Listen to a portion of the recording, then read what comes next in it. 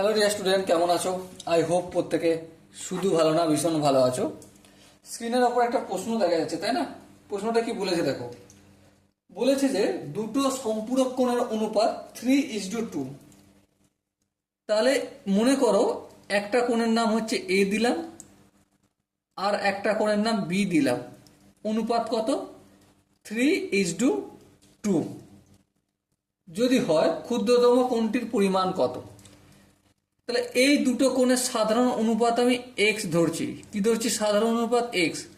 তাহলে এ কোণটা সমান কত? এ কোণটা সমান হচ্ছে 3x আর বি কোণটা সমান কত? 2x। এবার আমরা একটা জিনিস জানি যে সম্পূরক কোণের সমষ্টি, দুটো সম্পূরক কোণের সমষ্টি কত ডিগ্রি হয়? বলো বলো। 180 ডিগ্রি। সেটা লিখলাম।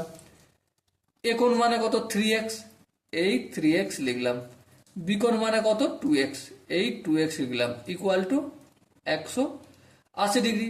তাহলে 3x এর সঙ্গে 2x যদি যোগ করি কি হবে? 5x equal to 180 degree. x সমান কত? 180 ডিগ্রি ডিভাইডেড বাই 5।